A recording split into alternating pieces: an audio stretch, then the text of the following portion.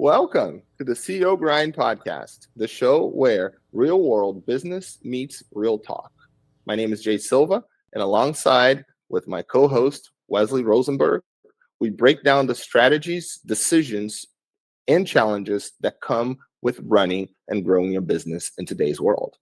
Today, we're diving into our weekly review by the numbers, taking a hard look at our businesses, the pipeline, and what's ahead. The first 2 months of 2025 are already behind us, so we're stepping back to see how the year is shaping up and what we need to do to adjust moving forward. We also do a quickly monthly review of the U.S. economy and politics, breaking down a few trends and how they're affecting business owners like you, myself, and Wes. Whether it's inflation, policy shifts, or investment opportunities, we got you covered. So if you're a CEO, entrepreneur, or just someone looking to level up your mindset in business, stay locked in. Let's get into it. Wes, good morning. Good morning. How are you? I am doing great. How was the weekend? Actually, the weekend was a little bit uneventful. I got my laundry done. I did some really good cooking. I made some really good bean soup with pig eye shot, and it turned out excellent. I went and visited my mother. She's in the hospital. Brought her pizza. You brought her pizza? Who ate it? That's the question. Mom had a little, there was a company in our community that had a really good name, like they had the best pizza. Well, they're a family feud and they separated. So then I went and tried the other part of the family, and the pizza wasn't that great. But, it wasn't about really the pizza, about bonding with Ma and, and spending time with the family. Let her know that she's loved. She's in the hospital right now, right? Old people's home. So of course. So that's what it was about. It really wasn't about how wonderful the pizza was. It put food in our bellies and gave us something to complain about, I guess. Sometimes we need a little bit of that, right? Yeah. My weekend was I won't say it was an event. It wasn't eventful from the standpoint I didn't do any activities like I did last weekend, where I went to the ranch, whatever, and helped my father-in-law with his crop, right, with a little bit that he has there.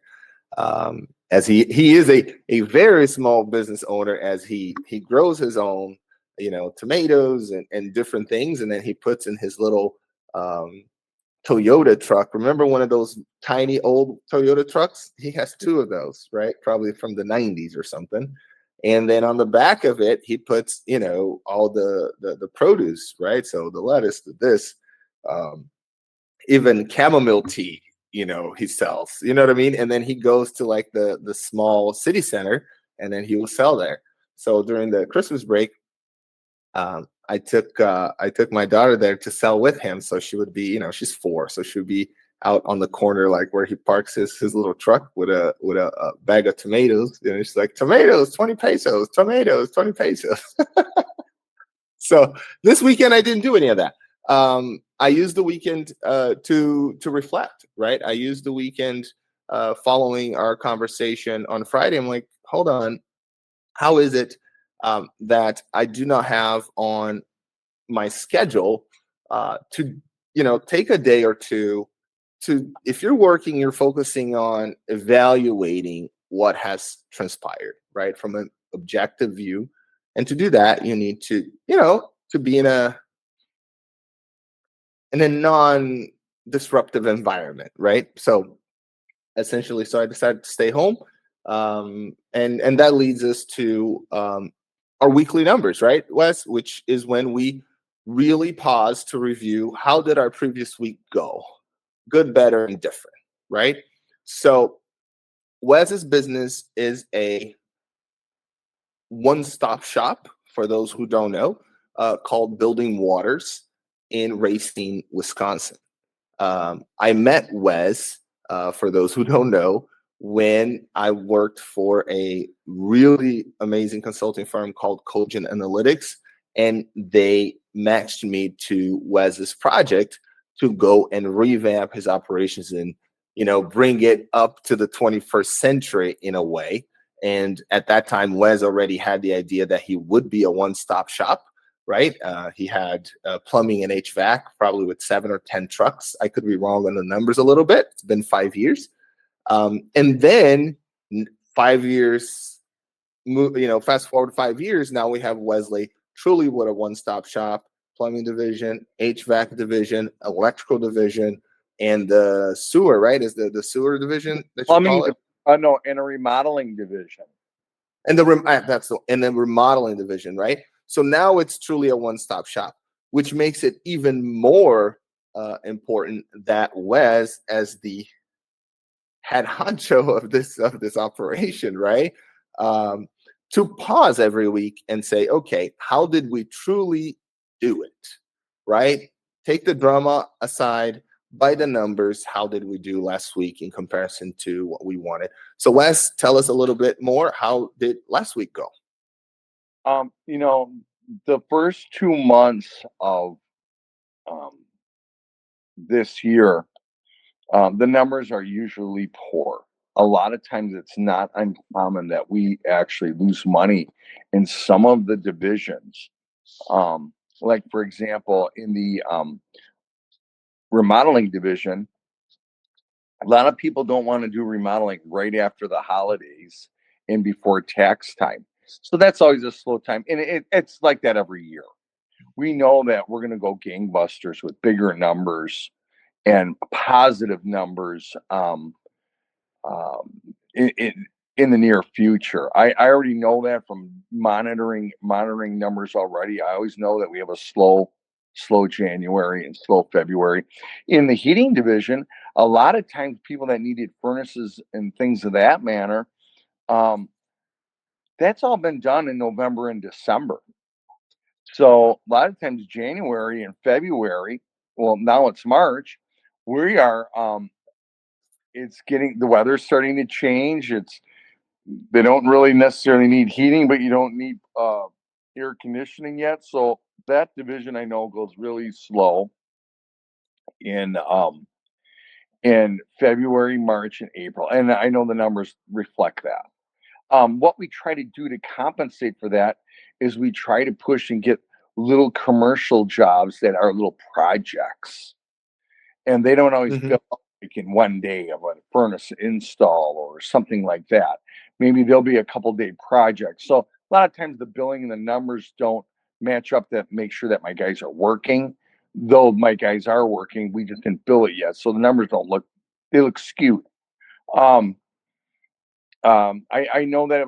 So knowing that they were going to be poor the last 2 months, I always say when I'm slow, that's when Wesley, is the busiest. I'm busiest when we're slow because it's my job to either do something, try to throw a campaign out there to try to make something happen, or to generate more work to make sure that all my guys are fed and that we are making money. But another thing is when we're slow is when I try to implement processes.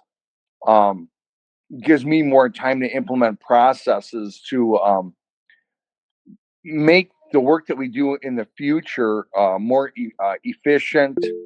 And this is kind of like a downtime to take a breath. It's like a downtime to take a breath to analyze what we got going on or what we have done in the past. And I now have a little time to start implementing stuff with baby steps.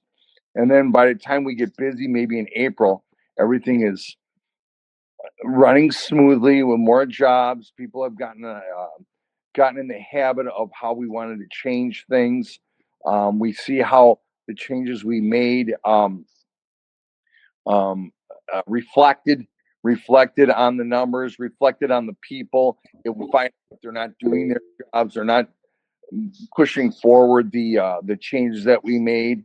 And like I said, there's not a lot of work that we can just monitor a smaller volume of work before we have to before it starts getting too crazy. So, and last week I felt we did really good. a lot of things are going in the right direction for us. From processes that we put in place, from some of the minuscule numbers that I see from changes we made, I see that we are going in the right direction. So I feel last week was very positive. It also is very strong in my and our culture was a lot stronger last week too. Trying to keep a very positive, strong culture. It's very important for us, and I think we accomplished that last week. So that's Oh, my outstanding. So your accomplishment last week had a lot to do with your strategy of, hey, I recognize I am on a slow time, right? It's fairly cyclical, although more pronounced in 2025. And your approach, which I think it's a great approach, and I follow that approach as well. And a lot of businesses do too, Wes, good businesses.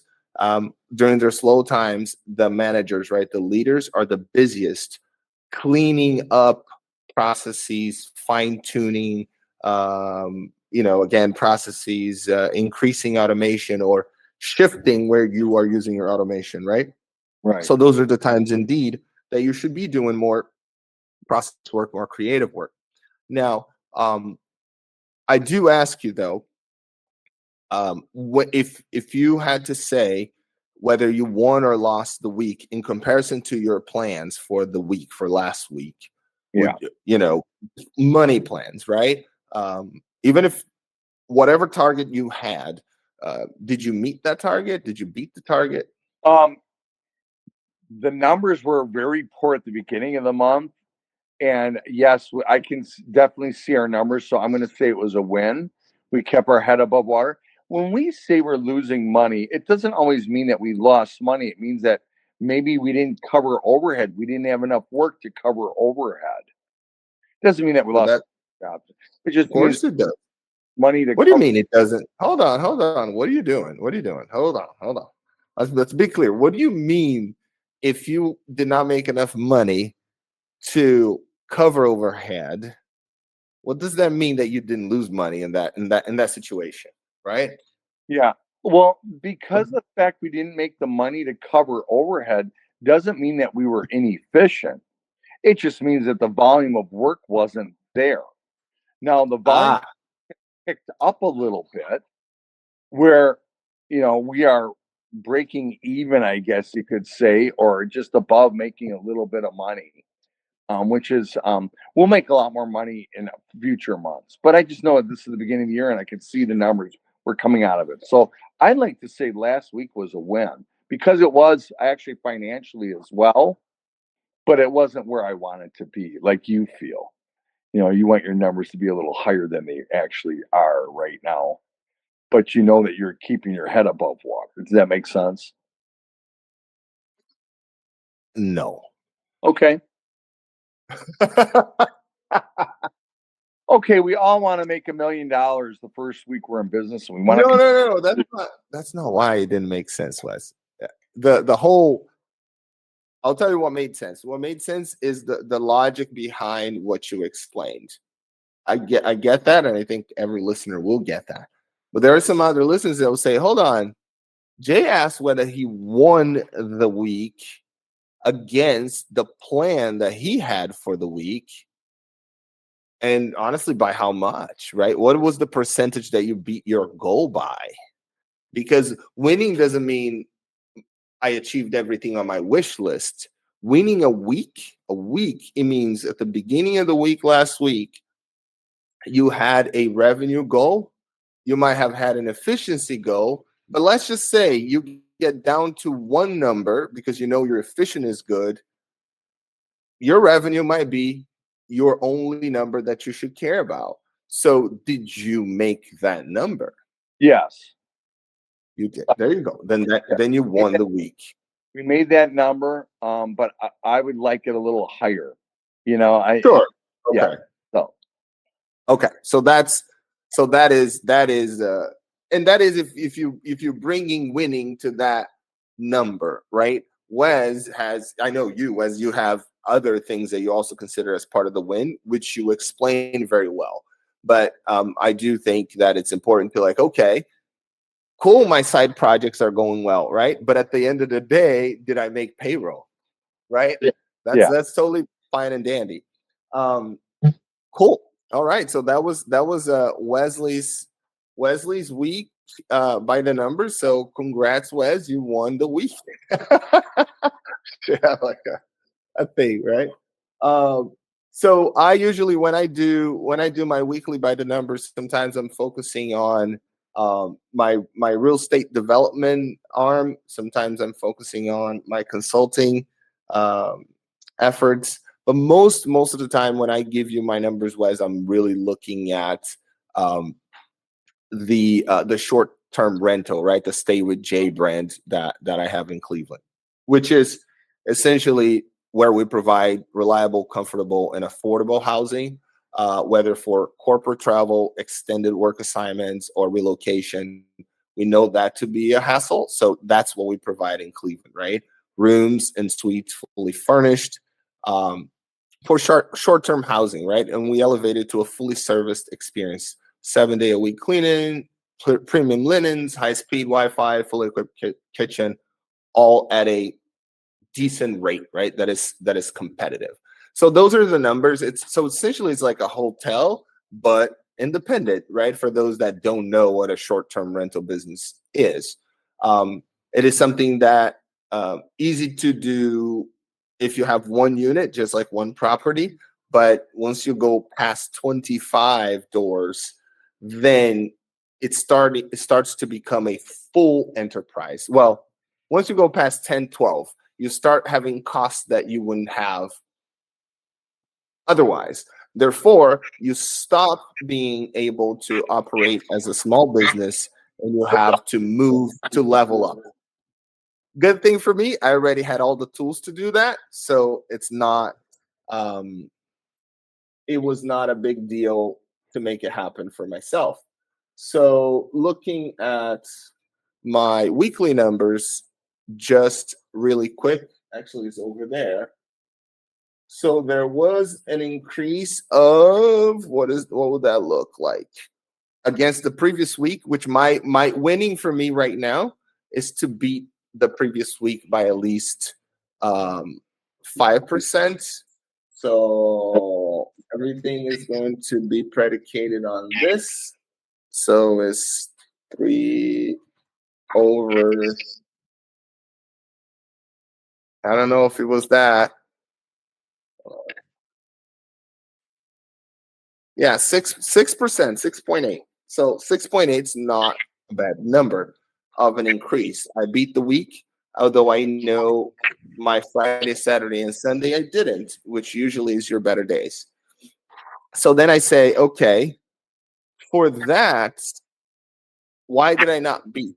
I know I did not pay attention on Friday, Saturday, and Sunday. I did not make last minute adjustments, right? For a myriad, many of reasons, but I know that is one of the reasons.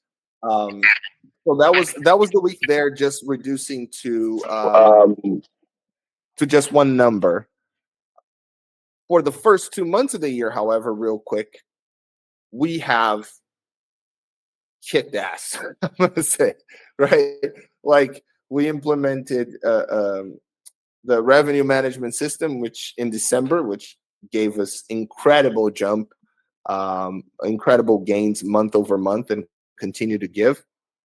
Um, Automated, not fully, but we're like 20 out of 100% of automation on the guest flow, but like full automation that you don't have to touch. Right now, we automate a couple things, like a guest makes a reservation, he gets automatically his check-in instructions. He can get to the house, to the residence without ever talking to us. They can right now, but it leaves a lot to be desired because we don't how can I say that? It leaves a lot to be desired, the system right now. It leaves a lot of opening for a guest that is an undesirable guest to check in, right? We didn't have or we don't have in a lot of what we do, a better safety, not a safety, but it's also not a funnel, but it's a better filter from the moment that somebody finds one of our properties on Airbnb and they go through the verification with Airbnb to the moment that they arrive at the property. There is no real touch point or no information that the guest provides us. So this upgrade on the flow comes to solve that, getting information such as a real check-in, right? Are you driving? Are you flying? Are you being dropped off, right? What time are you planning to arrive? So I just developed a system that is just like a self check-in. So when they book, they get a text with a link that they go to my website to provide all that information. I get that information, and then I know more about that guest, and I also get their email, which means by doing that, I am reducing my cost per guest, because the first time that the guest stays, if I like the guest and they like us, I have all the information so they repeat in my platform, in my website. Therefore, saving about 7 to 8% per night booked.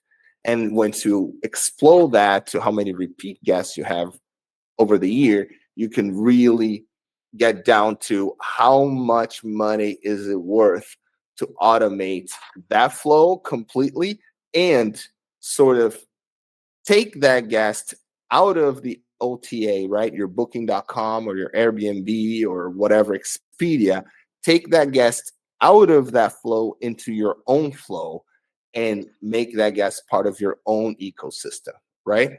So that is the one of the wins for the month of February, that I'm super comfortable on the direction that I'm taking that specific integration as far as cost, the technology, and furthermore, how many humans, real humans, are going to be required to manage each Airbnb unit. So that is the angle, and so that's my win. I talked too long. Questions, feel free to ask. Sorry, Wes, I went too long. No, you're fine. I was really intrigued when I first I came down to visit you a couple months ago. I never heard of this concept that you're doing before. I thought that was very unique and different, and I never experienced that. So me, I get the system. I've experienced your world or your business, and I just didn't know that there was such a demand for what you do. I think there is a demand out there, and it's kind of a niche thing, um, and I find it very interesting. So um, I find it. And it is, and at some point we'll talk more about short-term rentals. I am making some short-term rental videos on this. I probably make on this channel, but on my own channel, I do have a playlist that I have for guests, like sort of like instructions on how to deal with different things. But I'm also putting out some content on, the biggest fails of short-term rental owners, and really from a consultant perspective, right? We really sometimes as business owners, we think we got everything handled, and we take too long to go for a second opinion or a third opinion, right? Or real example. So that is something that I'll be providing, and things will be down on the link. So that is the weekly in review, and we'll explain more about the model with some charts too, because it is interesting and it works everywhere, right? It works in metropolitan areas, not so metropolitan areas. It just works. The commuter market is really big, and it's not going anywhere anytime soon. So if you offer a good product, there's always a consultant coming to town. There's always a nurse coming to town, and they're on a budget, right? They're not going to try to come to Cleveland and spend $200 on a Marriott, right? Just because there was an auto show in town, right? They're not coming for the auto show. They're coming to do the job on, your on a company like yours. When I went to Racine to do to do your project 5 years ago, I stayed at an Airbnb. It was a full apartment, but the cost was just right. I was paying about $90 a night for a 2-bedroom, 1 bathroom, right close to downtown. There was a double, right, just like the one I have in Cleveland. It was exactly that, you know, and I paid happily, right? That guy, I'm sure he's still making his on that house 80, 90, probably now $100 per night, almost every night. As well located as he was in a city like Racine, he's getting it. He is getting it. Totally, 100%. He's getting it. And it was nice. Your Yeah. location was yeah. Mm-hmm. Yeah, and Racine, I liked Racine, even though it's a small town and da da da da da. But it was not bad. You guys had great breweries, not breweries, but bars, like just regular with good food. I think you took me to like a Puerto Rican restaurant one time with your dad, or was that a Mexican restaurant? With my father? Yeah, we did. We went to one. Yeah. Oh, I don't remember. I'm assuming it was probably Mexican, but I really liked that Italian restaurant we went to that one time up in Oak Creek, which is a little not too far away. Ooh, the super expensive one that I thought I was going to get reimbursed. I never got reimbursed. You paid for it? Oh, well, thank you. I thought it's fine. It didn't bother me, but it bothered me that we didn't have that. You know, they said no, and I'm like, dude, it is the celebration of the end of the project. How would you not take a client out to eat? Oh, they didn't They didn't reimburse you. No, they didn't. And it's not a dig. It's just like sometimes you have policies that are, you know, they're intended to safeguard one thing, but they also, you know, hurt something else, right? In the case, the pocket of your consultants, but you know, for no reason, because it wouldn't hurt you to say yes at the end of the project. Here's a budget, right, for you to make sure that you're doing that for the client, to make sure that the client comes back, right? But yes, it was a great restaurant. I loved it. I had a lot of fun. And, you know, it's 5 years ago, but I really feel like back then I was a baby. Do you have, when you look back at yourself, like even if you know you already have a grown ass kid, right? But when you look like 5-10 years ago, like, do you have that feeling? Oh my God, I was such a fool. I was such a child, kind of thing, like a total younger mindset. That's the story of my life. Well, I always feel that way about myself, and you know, my girlfriend, she says, "Man, why do you feel that way about yourself?" I said, "I don't know. I just, you know, I'm always looking to better myself, so I'm always critiquing how I am, how I act, and nothing's ever seems to be good enough in regards to where you know." And maybe that's I shouldn't feel that way, but I do. I don't know what to say. You know, I don't know what people think. They can leave a comment to see, you know, folks that, I don't know. Do you have that feeling when you just look back? It's like, oh God. Probably people do. I don't know how often. And it'd be interesting to actually, I'll be more interested to hear from people that don't feel that way. Seriously, because I haven't. Even when I have, you know, sometimes I have very interesting conversations with my dad, and we're talking about like those kinds of same types of things. But he said the same thing. Like he looks back, he's like, "Oh God, how could I?"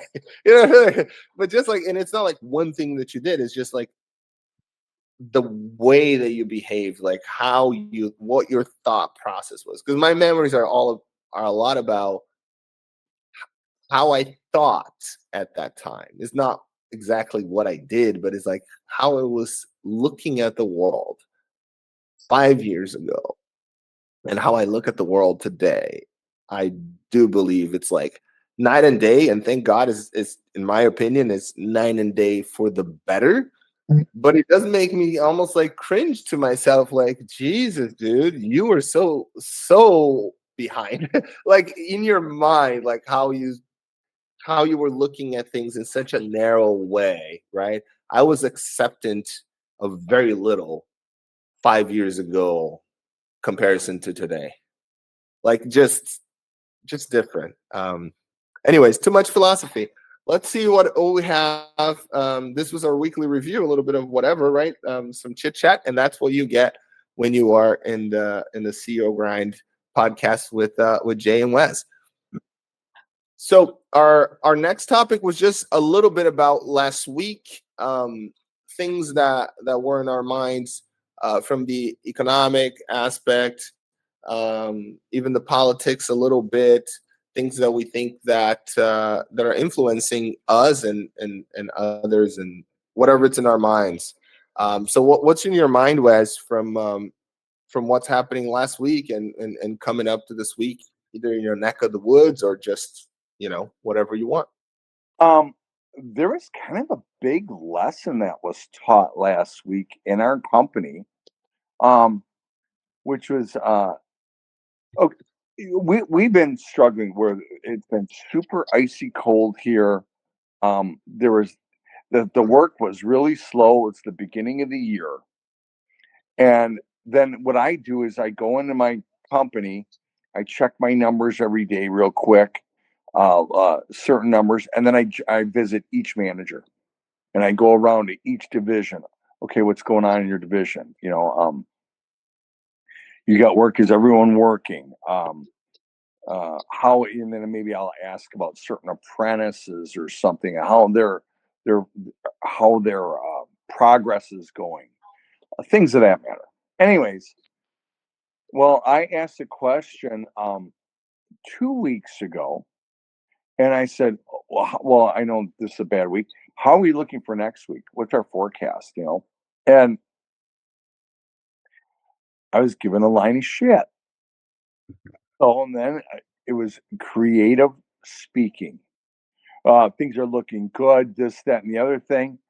The week comes up, all of a sudden we were slow to answer, what the F is going on? I said, you told me, I was talking to one of the division heads. So you told me you had work for each man next week. I says, and what do you got on the schedule? Well, he didn't have. We were going day by day. We didn't have a booked week. It was going day by day. And the reason why is because there wasn't enough work. It was just slow, so we were day by day. And well, I mean, what I thought was, well, and then there was this quick talk that when I'm asking questions, I'm intimidating. I don't know if I'm intimidating, but you have to answer. An answer needs to be had, and they do some creative speaking because they're afraid I'm going to go off the handle or attack them in some way that they're not doing their jobs correctly. So they started lying, saying that there was work there that there wasn't. You're not. I can't hear you. You said lying. They start lying to you. Well, I'm not. I don't want to say lying. They try to stretch the truth or try to manipulate the conversation where I don't get the answer I'm looking for and try to, I guess you could call it lying. One guy lied and I called him out on it. And, Yeah, because he was afraid of the answer, the bad, he didn't want to deliver bad news. So he creatively spoke it like it was very positive, which was just to cover his ass with me. And I really got to get in this guy's ass in regards to educating him how I want to be reported to. I do not want. I says I cannot make decisions with a bunch of with lies or not proper data. You gotta good, bad, or indifferent. The news is the news. The news is you know what? As you were talking, I was thinking, how could Wes solve that problem, which is so common in so many organizations, including on mine? You can hear me, right? Yeah. Okay, including on mine, which is this, which you just explained. You establish that this person is responsible for providing you the news. That's all it is, objective news. That's what you're saying. Providing you the news. You establish that. Give me the report. That's what you're asking. The person gives you a half report, probably doesn't show you the numbers for real, which is one of the most frustrating things. I said, give me a report on this, and the person starts talking for 5 minutes in circles, and there's no number there. And it's just like, oh, we did good. I'm like, did you though? Right? So they're not doing it. So how can you cut through it? And I was thinking of your office. People walk in and you have things on the wall. I'm sure you had a couple. And I would say just buy a big printout that says, just give me the news. Like really, just report on the news, right? It's called a report. So you're reporting. You're not making up. If I want the narrative, I'm going to ask you for the narrative. But if you're just reporting, it is not. I didn't ask you how was yesterday. I said, what were the numbers? What is the report? How many jobs you have for next week, right? Are you guys busy? It's not busy smoking a cigarette. It's not busy twiddling your thumbs. Are you busy with work, right? So I just imagine like just something on the background. Just give me the news. Straight up, give me the news when you walk in here. Because then he avoids the person thinking that they have to lie. No, you are always going to be rewarded when you give me the truth, right? We are always going to be rewarded if we are transparent with each other. It's unacceptable for you to act like you're 7 years old, that you're afraid to tell your mom that you broke a glass. No, it's better that you tell her so you guys can fix it and she makes sure that there's no little piece that can hurt your feet or your guest feet or your customer. You know what I mean? Simple analogy here, but we have to hold our folks accountable, not just the folks that work for us, but also our suppliers and our vendors and etc. Right? I don't know, and we're about to close, so I'm just going to close on this. We only have a few more minutes, but I was on my LinkedIn and I was looking at Jamie Bragg's post. Jamie Bragg, he's the executive vice president. I think of distribution. I forget the title, but he's the executive vice president at Taylor Brands. Taylor Brands is the umbrella brand for Joseph A. Banks, the Men's Warehouse, and all those families, right? One project that I did as a consultant, and it was a long project in many of their distribution centers for the tuxedo division, right? The tuxedo rentals. So the huge laundry, the whole thing, and also their contact center in Houston. But so this guy, he's the one that hired us to come in and do that, and it was like multiple years to really make sure that their operations were humming.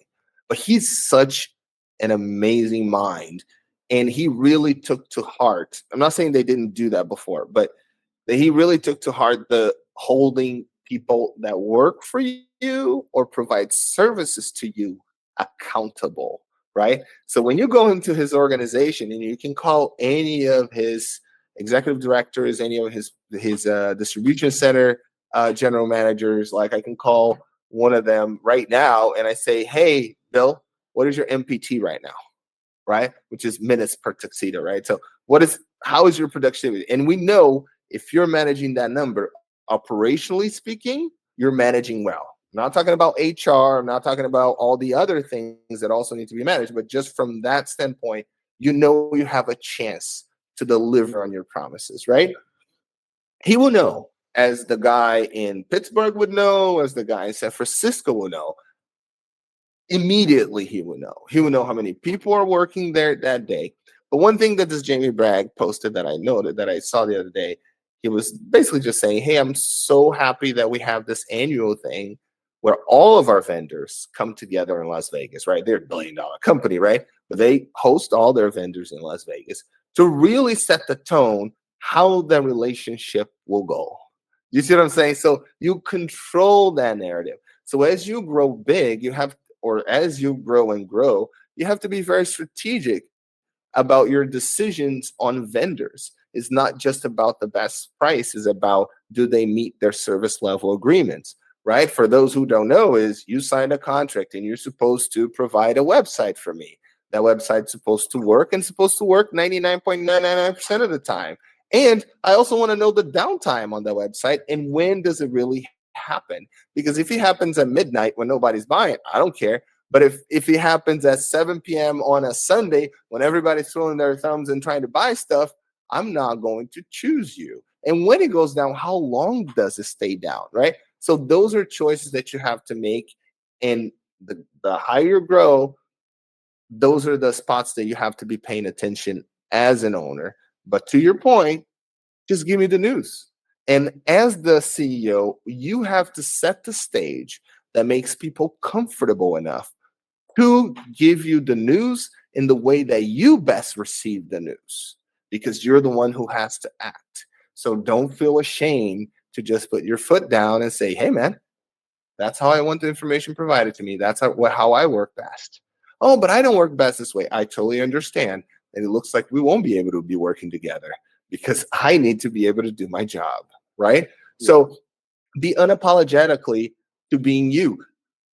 Shamika, who was one of my co-hosts, the best of them in Cleveland, she said, I asked her today on our weekly review meeting, I said, what have you been learning, right? You know, what were your success on the first 2 months of the year? She's like, oh, I read 45 books. Like 45 books? Like there's no way you learn anything from those 45 books. She's like, I have you know, on this book, such and such. And all she reads is novels, right? But she said, I started to learn how important it is to be truthful to myself, to act in the way that I'm true to my values, to what I want for myself. And she made the link to how we're changing our policies, like our real policies towards all the guests, that ensures that we are being true to our objectives as a company and shaping that relationship from a transparent standpoint. And it's okay if some guests will say, no, I don't want to book with you because the way that you guys do things, we don't like it. It's fine. We want the match, right? So with your vendors, with your employees, you want a match. There's no reason to force a relationship. So with that, I think it was a great episode, Wes. Hopefully I didn't talk more than I should. The state of the union is good. Yeah. I made a decision, something like that, recently, real quick. We got a couple minutes yet, where we had these sewer cameras, and these sewer cameras, they're expensive and they work wonderful, but when they break down, the repair time was too long. We're waiting for 2.5 months to get them back, and you got 2 broke down, or you got 3 broke down. All of a sudden, you got trucks that don't have them. Have a camera on their, and I want them to have working cameras at all times. Anyways, so we did some research a couple weeks ago, and I actually went with a lesser camera, but I went with better customer service. So the turnaround could be repaired. Let's just pretend this new camera breaks more. But the thing is, it can be repaired on site in the field. Correct. Yeah, and which leaves, I can't have a repair company hold my company hostage that I can't do my work because we're waiting for them to repair our stuff. So I kind of went to a different angle, a different direction, with different cameras, with a different process, and have the guys trained to be able to repair these new cameras we got. And they also have repair kits that we have purchased as well that carry on every truck. So, like I said, the camera can be repaired in the field, not wait 2.5 months to get it back from the vendor. So, you're very much right about the vendor thing as well. Same with supply, just supply and demand. Can you get the stuff you need? Can I get a 100-gallon water heater that's 240 volts, whatever. Do they have it? If they don't have it, I'm going elsewhere, shopping around for an emergency. That doesn't work well for us. So I see what you're saying, and keeping those vendors accountable. And I've called out vendors before too. And what I like is when they want to give me a trip or give me gifts. I say, hey man, don't give me no gifts. Just give me good service. That's all I need. Exactly. Just give me the news, man.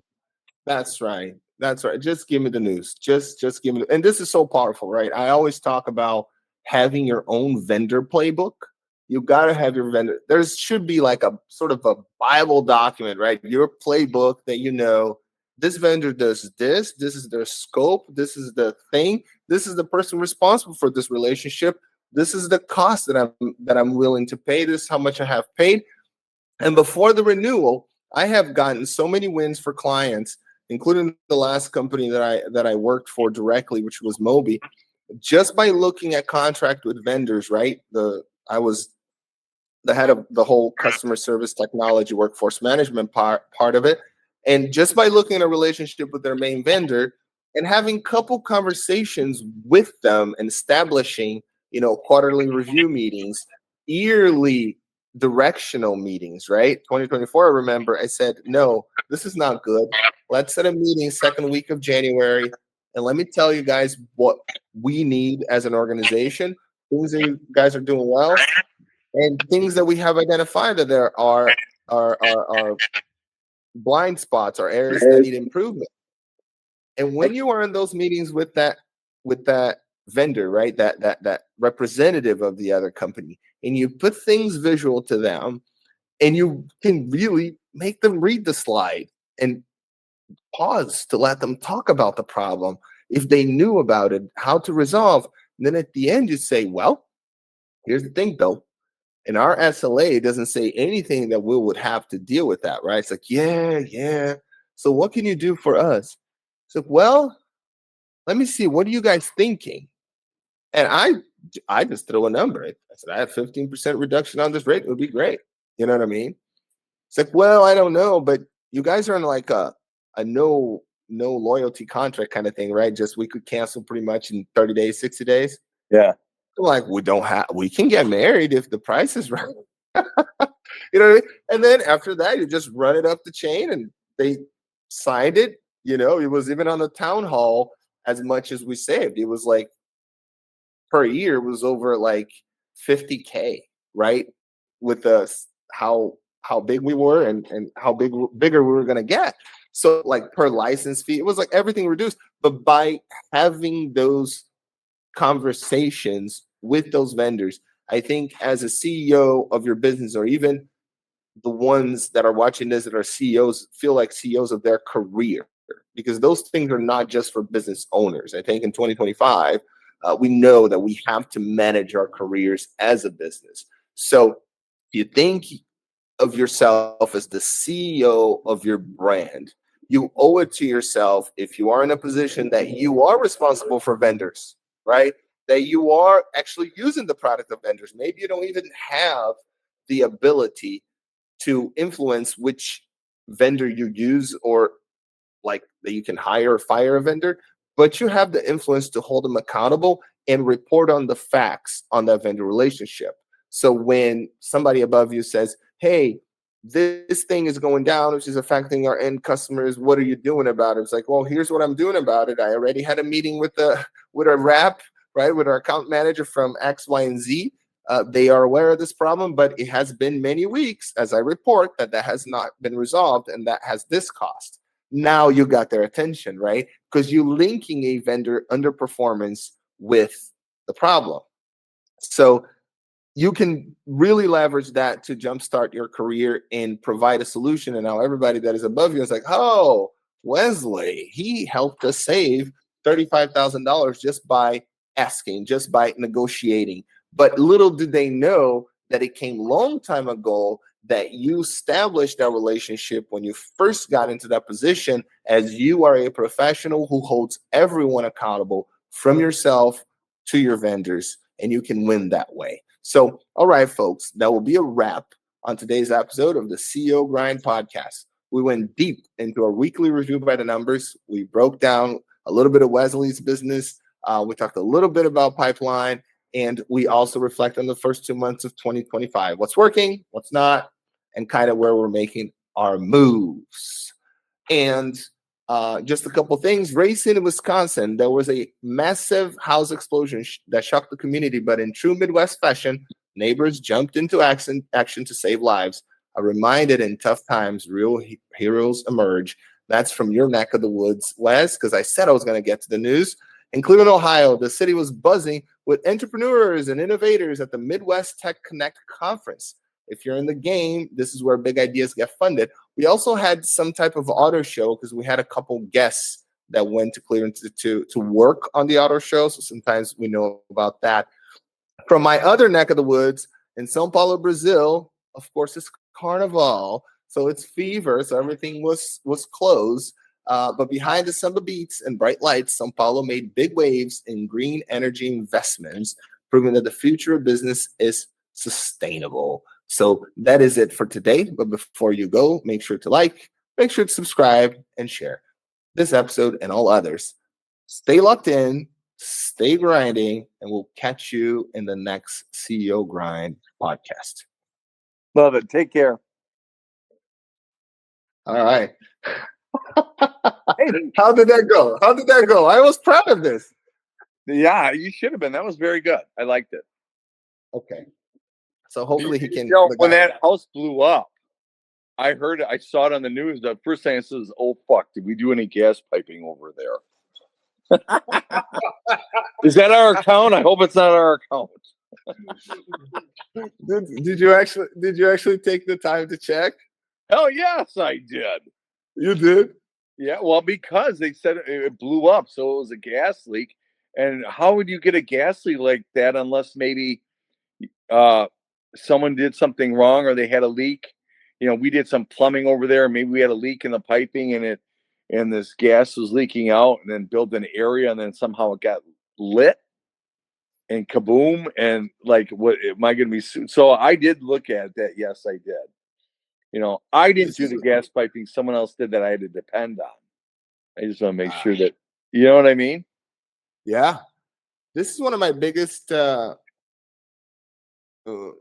areas of concern, of threat in my business model, is really the risk of these crazy situations, right? Fire, explosions, even like issues between people, but just like from a house, from the physical aspect of the house, I think it's I need to continue always putting the money into, is the electrical system truly up to date? Are people using the outlets the way that they were meant to be used? Is there signage in the house that says, no, you don't put a freaking hair dryer on this one? You know what I mean? You only use there. So there's a lot of things, but those are tough things. I remember when I had the remodeling company in Cleveland, where anytime I heard something, or even sometimes when I was like less than proud of some project that I delivered, you know, I'm like, oh, the customer didn't notice, and you're like, if they call me, I'll go fix it, but damn, right? And then you get that call, you see that customer, you're like, I hope they're not talking about that. I hope they're not talking about that. Because it's like, oh my goodness. So it's not, I am not a fan of I'm not a fan of your type of grind. I'll be honest with you. I'm not a fan. No, just because the liability is you're so close to everything, right? Like you said, so you're so like you touch that somehow, right? Like not that one, but you know. Yeah. Even though I enjoy the work, I really do. I really like. I was looking at some pictures for one of the projects I was looking for, as like before pictures of one of the houses, and then I saw pictures of me when we were like demoing, when we were framing the new bathrooms. There's a picture where I have my hand and I have a nail right through my finger because I was trying to Yes, because when I was trying to frame the window of one of the bathrooms over there, I don't know. You know, when you're on a row and you're on a row, boom, boom, boom, boom, boom, you going, right? And then all of a sudden the thing like jams and your dumbass will put the hand right there. Why is it not working? You know, and that's what it was. And it just went off. And I had to go to the hospital to get it taken out. And I tried with the plier. Like, hell no. It was not coming off. Really? I'll try to find it. I'll try to find it and show it to you. Oh God. It's yeah, so it was some of those before pictures. So I enjoy doing the work, but when you're managing a crew to get a return on those investments on the residential area, you and I talked about that. The margins are really tough. Yeah, they are. They're really tough. Because there are a lot of activities that go into remodeling a house, building something, you know, like if you're doing floor and you're tiling, or you're doing the laminate, or you're doing the regular, you know, real wood, you can have two professionals that know how to do it and do it at the same quality, right? Let's just say the quality would be the same, good. But one will take 20 hours to do a room, the other one will take 20 weeks. And that's variable. It is the hardest variable to control in the trades business. It's one of the hardest. If you're not a huge company, it is one of the hardest. Right. Um, all right, Wes. So that was the podcast for today. I posted one more. I am behind on posting the others. But we are continuing to fine tune this. And as you mentioned last week, if we don't hit the numbers, are we going to continue? Or are we not? In my opinion, we're going to continue. Just because it's so much fun and I'm learning so much, right? So, and it is a way for me to put something into perspective, to chat with a friend, obviously, but put things into perspective, but just not talk in my head, right? We're talking, we're processing, we're moving forward without any animosity to the theme and animosity towards each other. There's no blame that I can pass on to you. There's no blame you can pass on to me. So that becomes a good exchange of ideas, because there's nothing to make that what is not, right? Yeah. So I'll definitely encourage people to also make sure that you have strong relationships with people that are on the same wavelength as yourself, because that augments, and hopefully somebody that is not competing in the same neck of the woods as yourself. That helps with the ability to be transparent and talk about the issues and listen to somebody else's perspective on your own issues. As a business owner, you should have those relationships, and not just necessarily with your wife, with your partner. No, like somebody that is a mentor or is a collaborator, and you guys are just exchanging ideas. I believe is important. I made use of that in every level of my career, to seek out, right, to look for people that are on the same wavelength.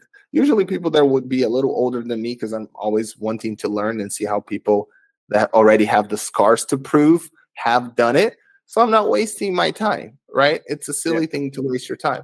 So I would definitely encourage people to do that, right? Always look for people that are on the same wavelength that know more than you. And they don't need to know more than you in every aspect. They just need to know more than you on something that you admire, on something that you like. You know what I mean? Yeah. Good stuff. All right, Wes, let's have a fantastic week. Yeah. All right. We will. Let's do it. Take care, man. Bye-bye.